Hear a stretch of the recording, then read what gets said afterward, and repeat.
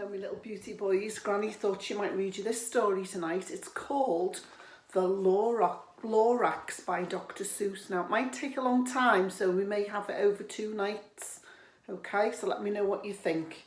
But it's got lovely pictures in it, so you can have a little look at them. Okay, so this says, at the far end of town, where the grickle grass grows, and the wind smells slow and sour when it blows, and no birds ever sing excepting old crows, is the street of the lifted Lorax.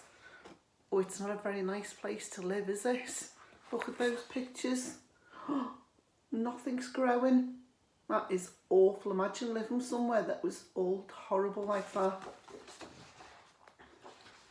And deep in the grickle grass, some people say, if you look deep enough, you can still see today where the Lorax once stood just as long as it could, but somebody lifted the Lorax away. So that's where the Lorax was. I don't even know what the Lorax is, but now it's gone because everything's dead. Look, horrible. What was the Lorax and why was it there? And why was it lifted and taken somewhere? From the far end of town where the grickle grass grows, the old onceler still lives here. Ask him, he knows. You won't see the onceler. Don't knock at his door. He stays in his lurkin on the top of his store. He lurks in his lurkin cold under the roof where he makes his own clothes out of muttered moof. Oh, it's a strange word, isn't it? Muttered moof. And on special dank nights, midnight in August, he peeks out of the shutters and sometimes he speaks and tells how the Lorax was lifted away. He'll tell you perhaps if you're willing to pay. This is where he lives. Would you be willing to pay to find out who the Lorax is and where he lives? I think I might.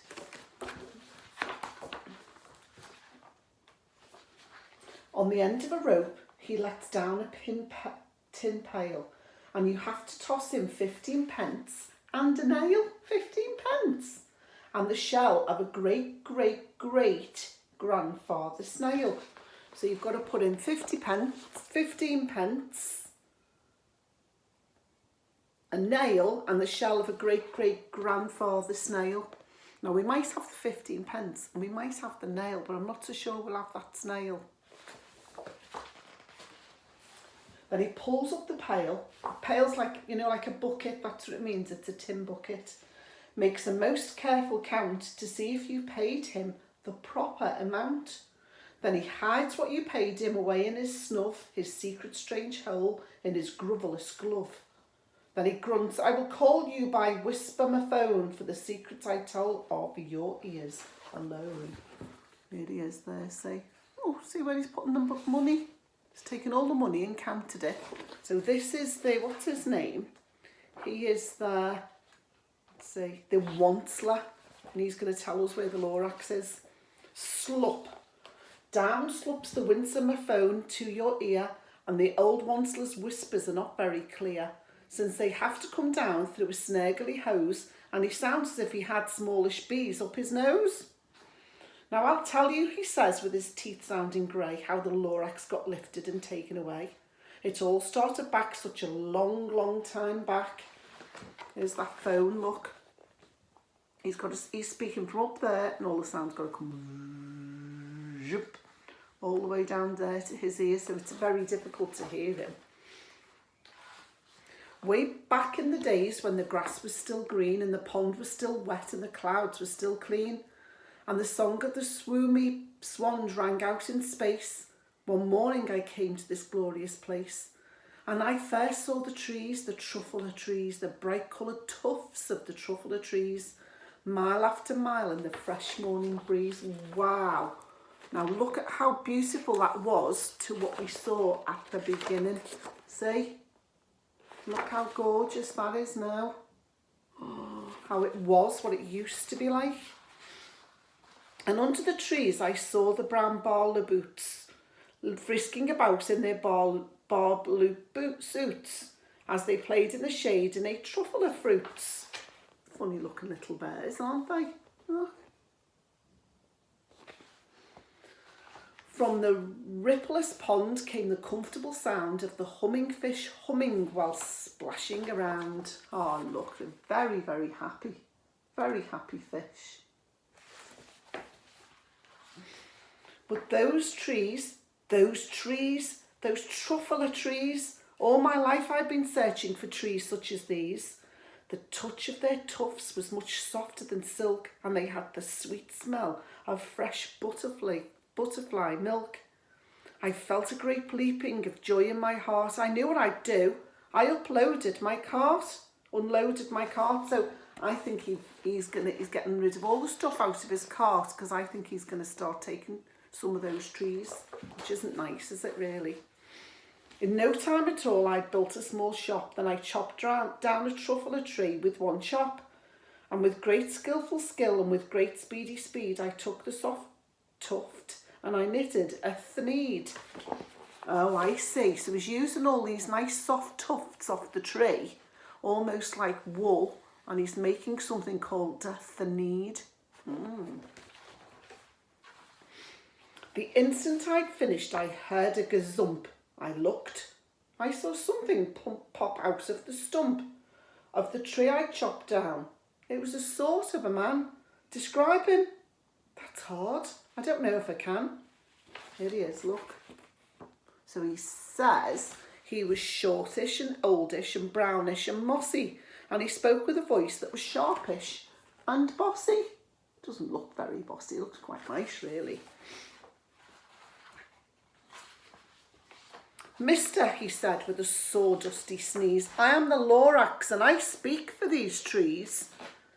I speak for the trees have no tongues, and I'm asking you, sir, at the top of my lungs. He was very upset as he shouted and puffed. What's that thing you've made out of my truffula tuft? He doesn't want him to cut the trees down. I don't think I want him to cut the trees down, do you? Look, Lorax, I said, there's no cause for alarm. I chopped just one tree. I'm doing no harm. I'm being quite useful. The thing is a thneed. A thneed to find something that all people need. It's a shirt, it's a sock, it's a glove, it's a hat.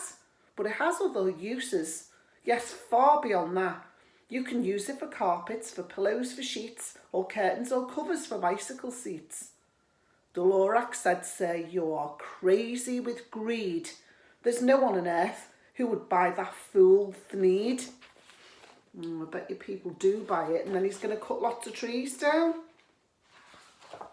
But the very next minute I proved he was wrong, for just at that minute a chap came along, and he thought that the thneed I'd knitted was great. He happily bought it for $3.98.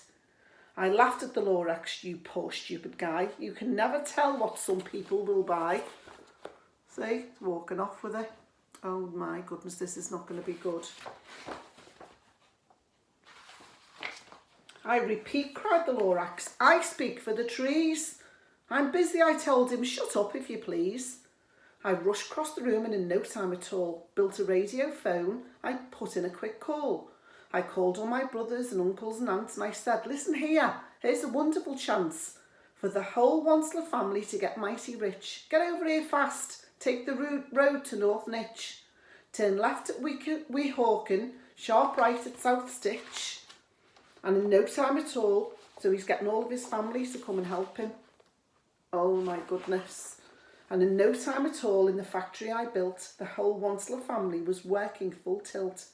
We were all knitting thneeds, just as busy as bees, to the sound of the chopping of truffula trees. Oh no, they're chopping down all these beautiful trees. That's so sad. Then, oh baby, oh, how my business did grow. Now chopping one tree at a time was too slow. So I quickly invented my super axe hacker, which thacked off 4 truffula trees with one smacker. We were making thneeds 4 times as fast as before, and that Lorax, he didn't show up anymore. Oh look, chopping down 4 trees at a time. But the next week he knocked on my new office door. He snapped, I'm the Lorax who speaks for the trees, which you seem to be chopping as fast as you please. But I'm also in charge of the brown baloots who played in the shade in their baloot suits and happily lived eating truffula fruits. So it's not just the trees that are going. Now these bears eat the food off the trees, so now they're going to go. Now, thanks to your hacking my trees to the ground, there's not enough truffle or fruit to go round. And my poor barbaloots are all getting the crummies because they have gas and no food in their tummies.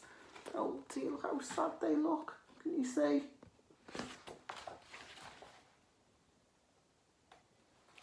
They loved living here, but I can't let them stay.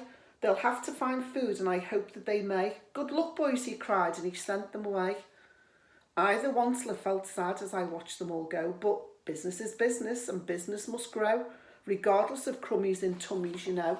So we didn't really care, didn't even care that all those poor bears were having to go away. I meant no harm, I truly did not, but I had to grow bigger, so bigger I got. I biggered my factory, I biggered my roads, I biggered my wagons, I biggered the loads of the thneeds I shipped out. I was shipping them forth to the south, to the east, to the west, to the north. I went on biggering, selling more thneeds, and I biggered my money, which everyone needs.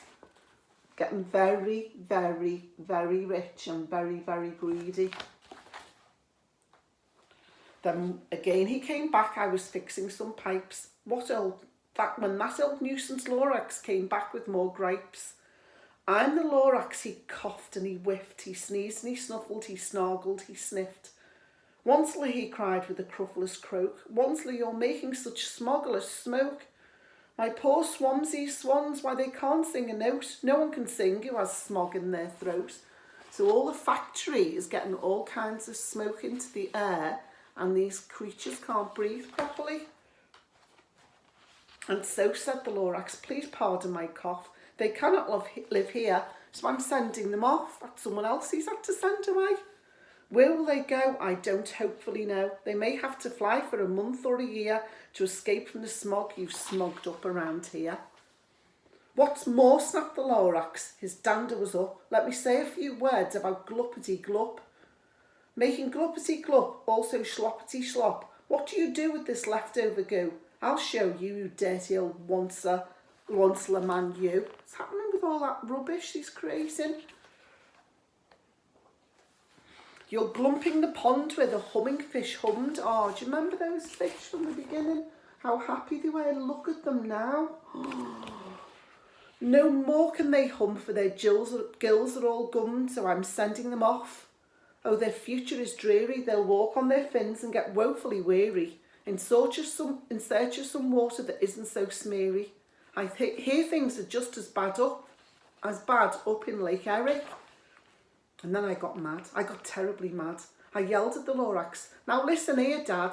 All you do is yap yap and say bad, bad, bad, bad. Well, I have my rights, sir, and I'm telling you, I intend to go doing just what I do. And for your information, you Lorax, I'm figuring on biggering and biggering and biggering, turning more truffle of trees into the needs which everyone needs. Well, we don't need one, do we?